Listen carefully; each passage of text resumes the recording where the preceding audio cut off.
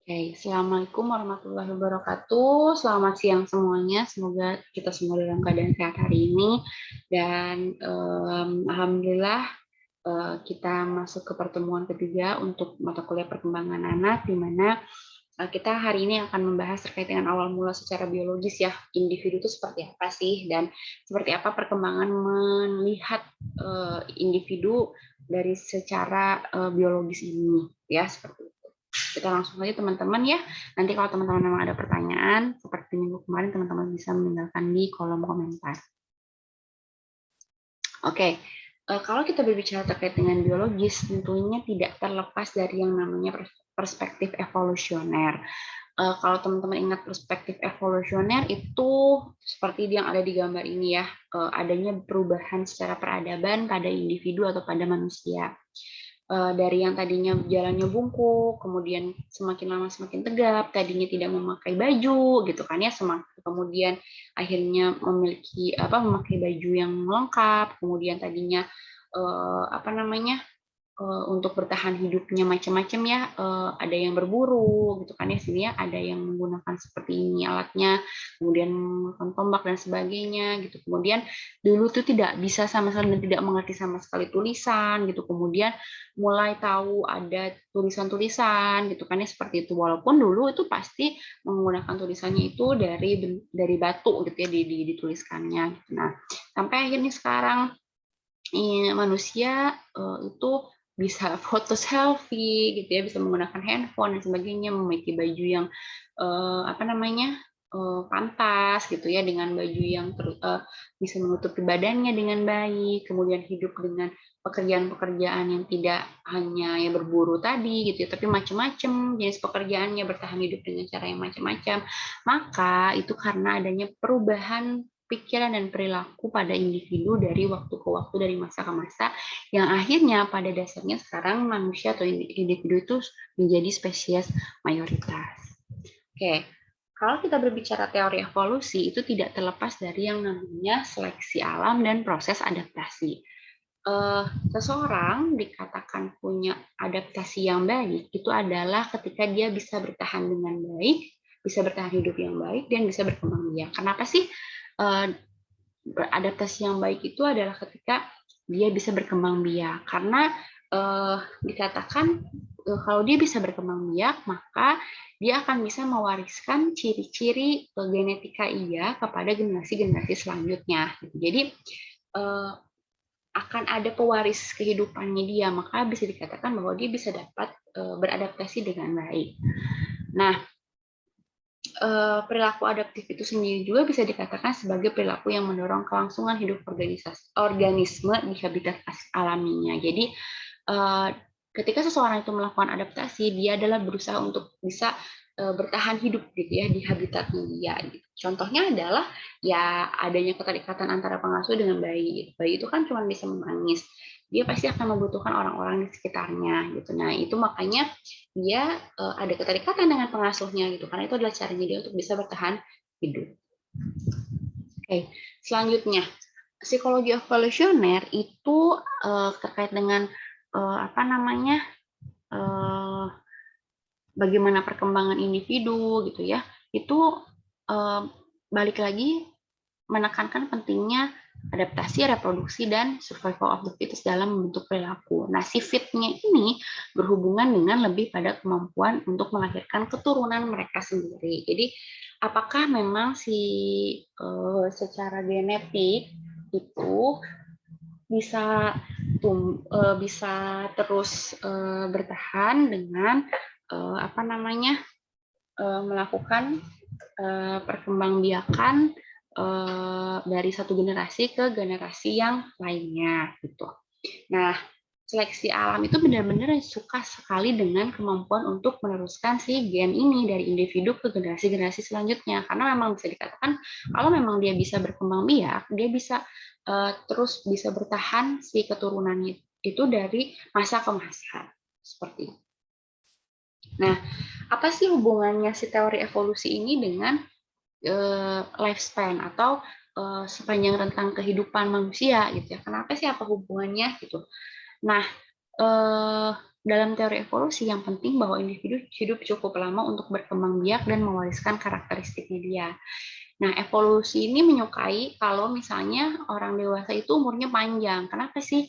Karena kalau umurnya panjang, dia itu bisa meningkatkan kelangsungan hidup dari si anak gitu ya, terutama misalnya ketika masa bayi gitu. Karena kan masih butuh bantuan dari orang yang lebih tua atau orang dewasa gitu, seperti itu.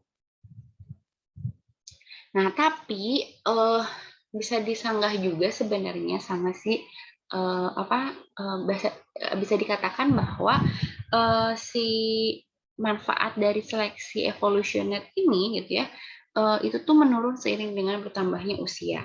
Bahwa seleksi alam itu belum bisa mengakomodir kondisi berbahaya dan karakteristik non adaptif yang muncul pada usia lanjut. Karena kan kalau kita mengingat usia lanjut itu kan banyaknya penurunan ya, adanya penurunan walaupun ada perkembangan, tapi secara fisik itu banyak sekali penurunan, secara kognitif juga adanya penurunan gitu kan, seperti itu. Nah, maka butuh support-support lainnya yang berhubungan dengan tadi kemampuan kognitif, literasinya, teknologi medis, dan dukungan sosial. Nah, kalau kita berbicara terkait dengan biologis, maka itu tidak akan terlepas dari yang namanya fondasi genetika perkembangan. Pada dasarnya, individu itu punya atau membawa kode genetik masing-masing yang diwariskan oleh orang tua masing-masing. Seperti itu. Nah, kalau teman-teman mungkin pernah melihat gambar ini gitu ya, ini adalah sel, maka ini adalah inti sel. Di dalam inti sel ini ada kromosom, dan kromosom itu terbentuknya dari seperti ini, dari DNA ini. Nah, kode genetik itu adalah instruksi yang mengatur pertumbuhan dari satu sel menjadi seseorang yang terbuat dari triliunan sel. Masing-masing berisi replika dari kode aslinya. Jadi kode asli ini dibawa dari orang tua, kemudian diturunkan kepada anak. Dia membawa kode asli itu, gitu kan ya, dan diturunkan kepada si anaknya. Nah, inti setiap sel mengandung kromosom berbentuk seperti benang. Strukturnya terdiri dari asam deoksiribonukleat atau DNA yang bentuknya seperti ini ya, heliks ganda seperti tangga spiral. Nah, setiap gen itu punya lokasinya masing-masing gitu ya, seperti itu. Tapi dia tuh nggak bekerja sendiri karena pada dasarnya dalam kehidupan manusia itu nantinya ada kolaborasi lainnya gitu ya, dari faktor-faktor non genetik di dalam dan di luar tubuh si individu tersebut. Oke. Nah, si sel ini ada proses penggandaan secara mitosis dan meiosis. Inti sel menggandakan dirinya sendiri dan terjadi pembelahan sel. Dua sel baru terbentuk, masing-masing berisi DNA yang sama dengan induk selnya. Sel baru tersusun dalam 23 pasang kromosom yang sama. Itu kalau mitosis. Kalau meiosis, suatu bentuk khusus pembelahan sel yang membentuk telur dan sperma atau gamet. Gamet ini sih yang untuk jenis kelamin ya. Melalui pembelahan ini akan dihasilkan sel anak yang mempunyai kromosom setengah dari kromosom sel induk. Oke, ini adalah proses terbentuknya zigot. Ketika bertemu dengan sel sperma bertemu dengan sel ovum, maka terjadilah sebuah pembuahan, bersatulah si sperma dan ovum ini, kemudian dia membentuk satu sel, dan kemudian nantinya dia terus membelah, semakin banyak jadi triliunan sel, dan itu triliunan sel ini membawa tadi kode genetik masing-masing dari orang tuanya, dan akhirnya terdapat 23 kromosom dari sel telur dan sperma bergabung membentuk satu set 23 kromosom berpasangan. Namun kalau teman-teman lihat dari gambar ini, ada satu kromosom yang bentuknya berbeda. Kromosom yang mana? Yaitu adalah kromosom yang terakhir, kromosom ke-23 yang menentukan jenis kelamin. Kalau teman-teman lihat, kromosom ke-23 ini itu bentuknya berbeda dibanding dengan yang lainnya pada perempuan dan laki-laki. Nah, si kromosom ke-23 ini kalau dari laki-laki itu bentuk namanya XY, kalau perempuan XX. Nah, kalau misalnya dari ovum itu kan hanya XX ya, karena perempuan, maka ketika si ovum ini bertemu dengan X dari si sperma, itu maka akan terjadi pembuahan, maka otomatis jadilah pasangan kromosom XX, maka bayinya perempuan, gitu ya, si anak ini perempuan. Kalau si X kromosom X ini bertemu dengan kromosom Y dari sperma, maka akan terbentuklah XY, maka si bayi ini jenis kelaminnya laki-laki, seperti itu. Nah, kromosom dizigot ini bukanlah salinan persis dari kromosom ovarium ibu dan testis ayah gitu. Jadi dia tuh nggak benar-benar salinan plek-ketiplek gitu ya, nggak seperti itu. Tapi yang jelas bahwa kode genetik masing-masing dari ayah ibunya gitu, seperti itu. Nah, maka dari itu sebenarnya kombinasi dari satu gen persatuan antara ovum dan sperma itu dalam bentuk individu itu pasti akan unik satu dengan yang lainnya. Jadi tidak ada yang sama gitu ya, seperti itu. Sekalipun itu kembar. Nah, si kembar ini juga ada dua ya, ada kembar identik, ada kembar yang non identik atau fraternal. Si kembar identik ini terdiri dari atau bisa terbentuk dari adanya monozigot. Jadi terdiri hanya dari terbentuk dari satu zigot saja, terbagi menjadi dua replika yang identik secara genetik. Jadi sama itu secara genetika mereka berdua itu sama karena satu zigot yang jadi yang menjadi replika dua. Kalau kembar fraternal atau kembar non identik ini berkembang dari satu yang terpisah dan sperma juga terpisah, membuat mereka secara genetik tidak lebih mirip dengan saudara kandung biasa. Jadi ya kalau yang kembar non identik itu biasanya ya sama aja kayak saudara kandung gitu kan, ada perbedaan seperti itu.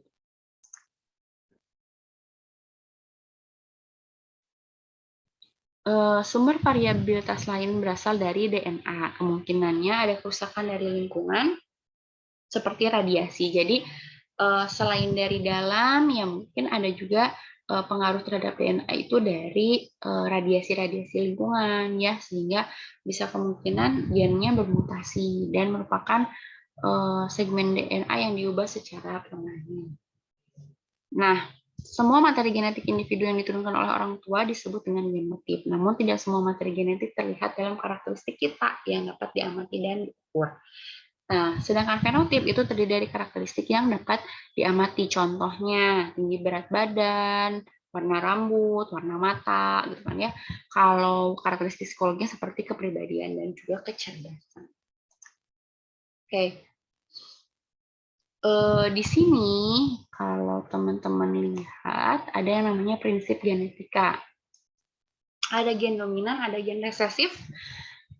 Si gen dominan dan gen resesif ini sebenarnya adalah gen yang diwariskan oleh ibu dan ayah, diturunkan kepada anak, tapi nanti tuh ada yang dominan dan ada yang nggak dominannya. Resesif ini tadi gitu ya.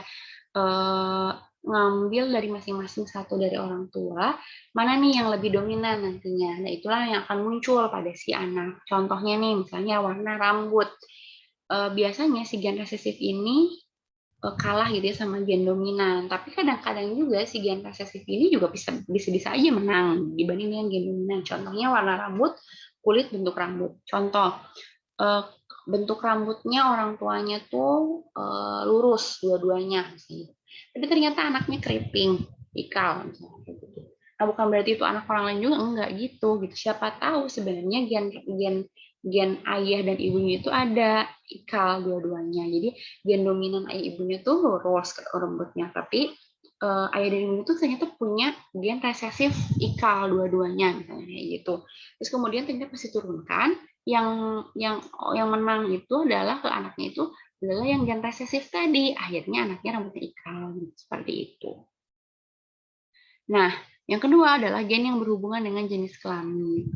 Ini adalah hemofilia dan sindrom Fragile X.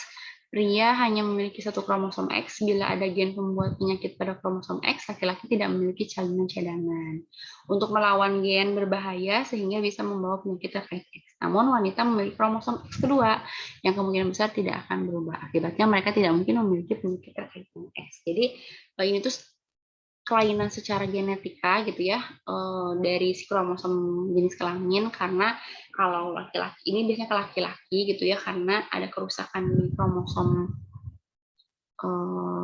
apa namanya, X misalnya gitu ya. Jadi akhirnya karena laki-laki itu kan XY dan hanya punya satu kromosom X, jadi mungkin ada sesuatu gitu ya di apa namanya sih, karena si X-nya ini apa namanya, istilahnya ada sesuatu lah gitu di si X ini, si hemofilia ini tadi gitu ya.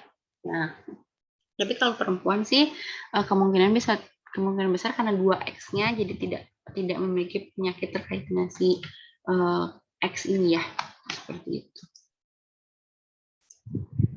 Nah, ada juga genetic imprinting, sebuah proses kimiawi membungkam salah satu anggota pasangan gen. Jadi hanya salinan yang diturunkan secara dari ibu yang mungkin aktif, sedangkan salinan yang diturunkan dari ayah, ekspresi gennya dibungkam. Jadi ternyata yang lebih aktif itu nggak dua-duanya, tapi malah si gen dari ibu membungkam si gen dari ayah. Jadi gen ayah tuh nggak si ekspresinya nggak keluar gitu ya. Ketika terjadi kesalahan dalam pencetakan, perkembangan terganggu seperti dalam kasus sindrom Beckwith-Wiedemann. Kemudian yang keempat adalah warisan poligenik, sebagian besar ditentukan oleh interaksi berbagai gen, mereka dikatakan ditentukan secara poligenik. Ciri sederhananya seperti tinggi, misalnya mencerminkan interaksi banyak gen, serta pengaruh lingkungan. Seperti adanya si penyakit kanker, diabetes, gitu ya, seperti itu. Oke, ini adalah abnormalitas pada kromosom. Oke, ini adalah abnormalitas pada kromosom. Ada beberapa. Ada Down syndrome itu ada ekstra sindrom di sana gitu ya. Ini juga treatmentnya bisa dengan operasi, ada intervensi awal gitu ya, ada infant stimulation, stimulasi pada si bayi gitu ya, ada special learning program juga, jadi program belajarnya lebih spesial untuk si Down syndrome ini gitu ya. Kemudian dia itu kasusnya itu ada satu di antara 1.900 kelahiran pada usia 20, ada satu di antara 300 kelahiran usia 35, dan satu di antara 30 kelahiran pada usia 45 tahun ibunya ya. Jadi semakin bertambah umur si ibu, semakin rentan terkena ya, seperti itu. Klinefelter syndrome itu X-nya tambahan X gitu ya, tambahan kromosom X. Ada jadinya nanti ada abnormalitas secara fisik, bisa treatmentnya dengan hormon.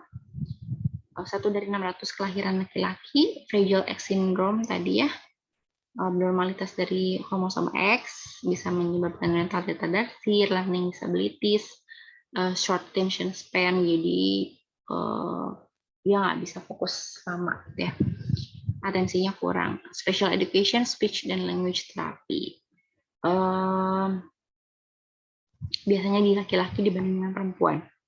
Turner syndrome (XO), a missing X chromosome in female. Jadi ada kromosom X yang hilang pada perempuan, bisa menyebabkan mental retardasi dan seksual underdevelopment. Jadi perkembangan seksualnya tidak seperti biasanya ya, seperti itu.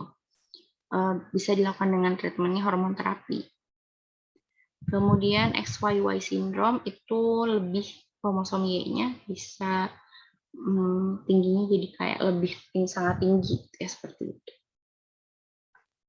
Kemudian selanjutnya adalah abnormalitas pada gen. Kalau tadi kromosom, ini pada gen. Ada cystic fibrosis, diabetes, hemofilia, Huntington disease, phenylketonuria, sickle cell anemia, spina bifida, Tay-Sachs disease. Masing-masing ini ada deskripsinya, teman-teman bisa baca, ada treatmentnya juga masing-masing, dan kemungkinan-kemungkinannya, insiden-insiden terjadinya seperti apa. Ini adalah terjadi karena ada abnormalitas secara gen. Ya, misalnya contohnya di diabetes deh, the body does not produce enough insulin. Jadi badan bayi itu tidak memproduksi insulin yang cukup sehingga metabolisme gula di dalam tubuhnya itu abnormal gitu, maka harus diberikan insulin, dan ini bisa terjadi pada bayi juga seperti itu karena tadi ada abnormalitas secara genetika seperti itu ya. Oke. Nah, hal-hal yang tadi itu seperti ada kelainan kromosom, seperti ada kelainan genetika dan sebagainya sebenarnya bisa didiagnostik dari sebelum lahir bayinya atau bisa dikatakan dengan prenatal diagnostic test. Pada saat ibu hamil itu bisa melakukan beberapa proses pengecekan dengan beberapa kali gitu dengan beberapa cara juga gitu. Nah, yang pertama itu bisa dilakukan dengan USG. Jadi sebenarnya ketika seorang perempuan misalnya melakukan tes pack, kemudian ternyata hasil tes pack-nya garis 2 misalnya seperti itu, berarti kan kemungkinan besar hamil. Tapi kan nggak tahu nih sudah berapa lama kehamilan, usia jadinya sudah berapa lama. Dan ini keadaannya oke atau tidak sih? Atau apakah misalnya tidak ada janin, cuma ada kantung saja, atau misalnya ternyata si kehamilan ini adanya di luar rahim dan sebagainya, itu harus dipastikan. Maka ketika sudah ketahuan garis 2, kalau bisa secepatnya untuk dicek gitu ya ke dokter gitu kan seperti itu. Cuma memang biasanya akan terlihat itu ketika misalnya usia 7 minggu seperti itu. Minimalnya di 7 minggu dicek, bisa melihat si USG ini bisa ngecek apakah memang ada si kantong janinnya, ada janinnya nggak di dalam kantong janin tersebut gitu kan ya, letaknya di mana, apa benar-benar letaknya di rahim, posisinya kalau di rahim kan oke, berarti ya. Kalau di luar rahim kan berarti ada kelainan posisi si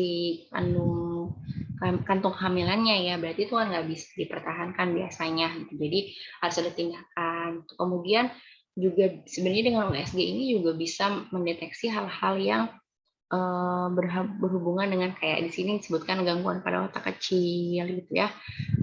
USG juga bisa mengecek jumlah janinnya ada berapa, ada 1 kah, 2, 3 gitu kan seperti itu.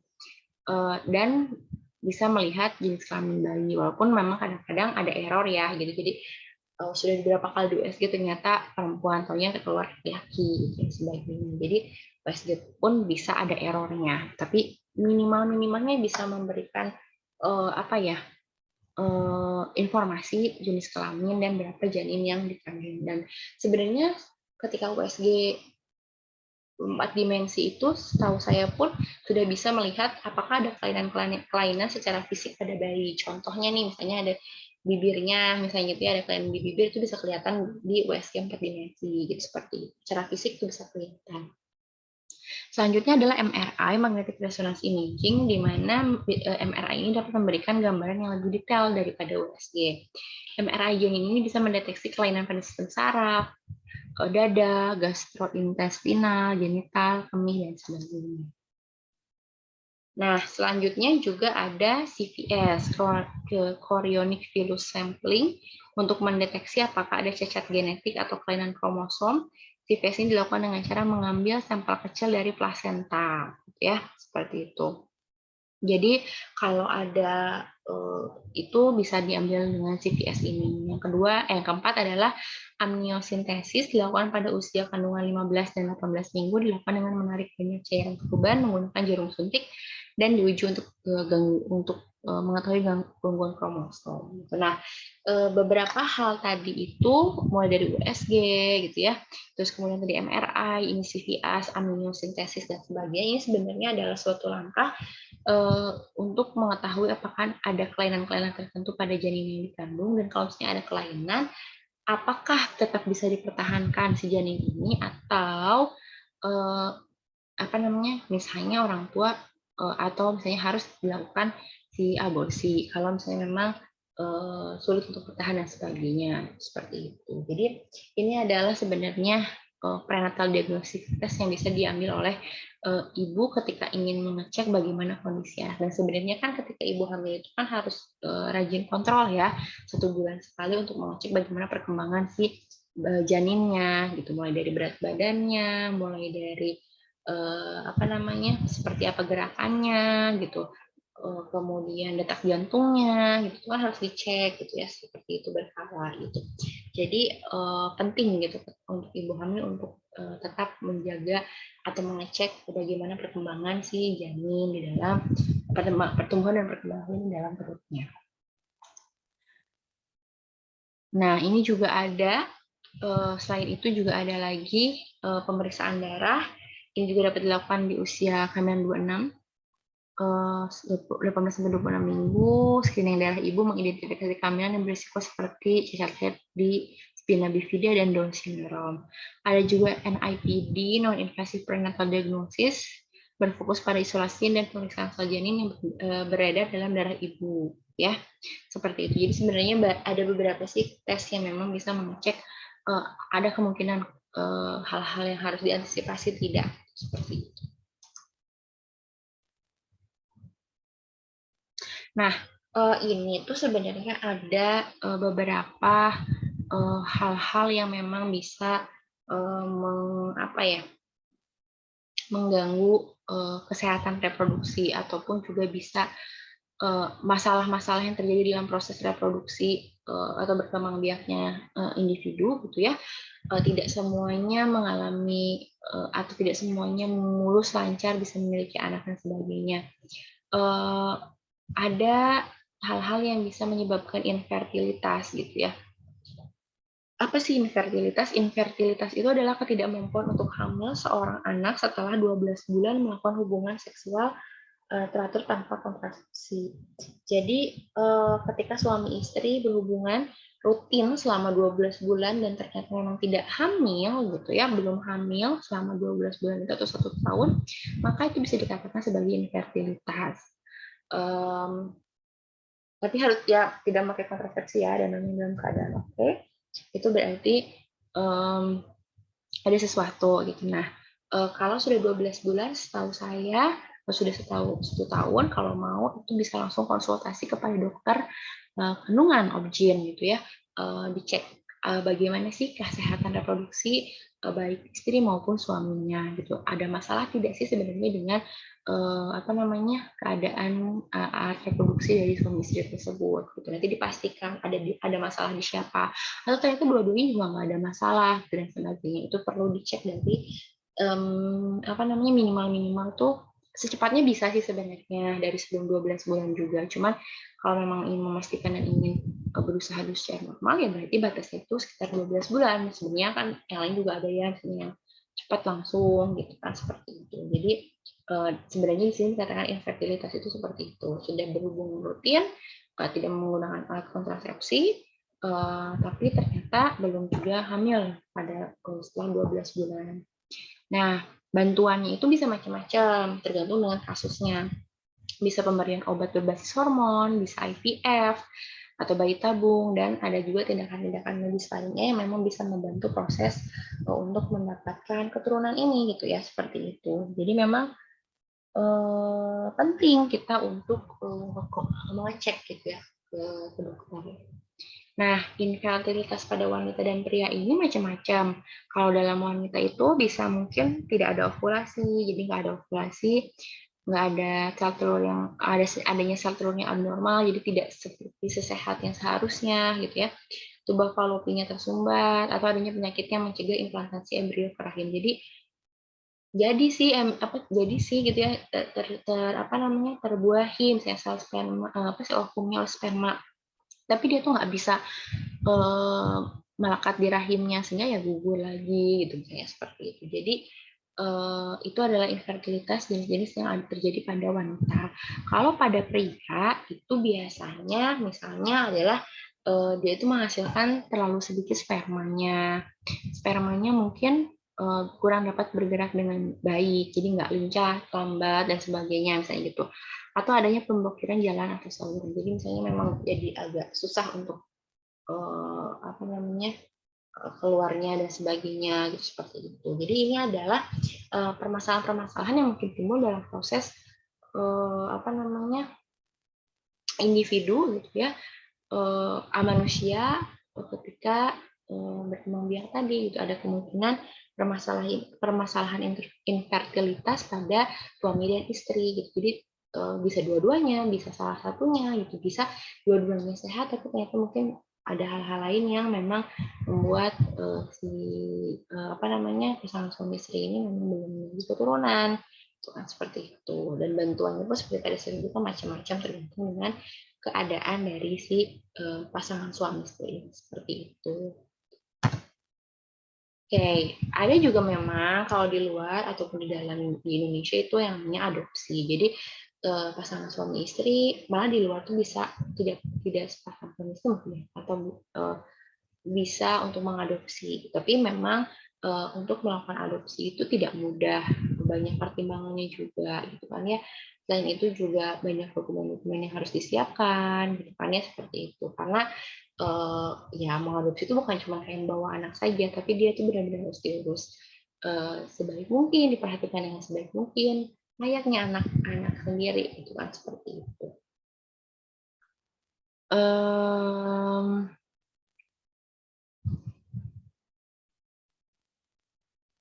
Kalau dilihat di luar itu biasanya pasangan ya orang orang yang single gitu ya, dewasa yang lebih tua pun bisa. Tapi kalau di kita saya juga kurang tahu ya peraturannya seperti apa. Cuman memang ya pasti ada pemberkasan tertentu ketika memang akan melakukan adopsi. Nah, secara umum kalau misalnya anak adopsi ini memang mungkin nggak mengalami masalah tertentu ya ketika dia di usia yang lebih muda gitu. Cuman mungkin ketika usia yang lebih besar mungkin saja sih ada permasalahan-permasalahan psikologis di yang lebih besarnya gitu. Tapi mungkin itu juga tergantung bagaimana sih keluarga ini bisa merangkul dengan sebaik mungkin. Nah, kalau kita berbicara terkait dengan biologis juga, kita refresh di pertemuan sebelumnya ada terkait dengan nature dan nurture gitu. Jadi kalau nature itu adalah berhubungan dengan faktor-faktor genetika dan hereditas seperti tampilan fisik, karakteristik personal gitu ya. Itu dari nature. Kalau nurture itu variabel lingkungannya gitu. Jadi bagaimana sih pengalaman si anak ini, bagaimana dia dibesarkan, hubungan secara sosial seperti apa, budaya di sekitarnya juga seperti apa gitu. Jadi kalau kita ngobrolin masalah bagaimana perkembangan individu gitu ya, bagaimana pertumbuhan individu, itu pasti nggak terlepas dari namanya nature dan nurture gitu, di mana ada bawaan secara genetik, secara hereditas, tapi juga ada variabel lingkungan lainnya yang memang sangat mempengaruhi seseorang dalam proses perkembangannya seperti itu.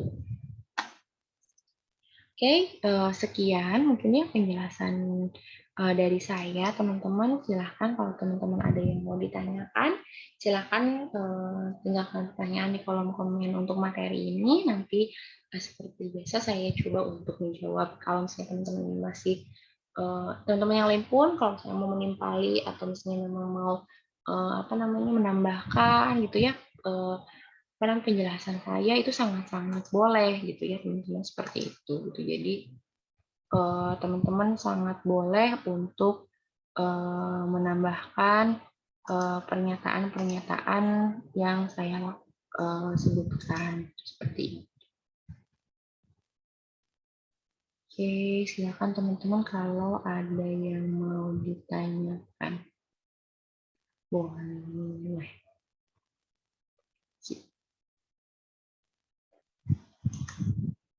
Oke.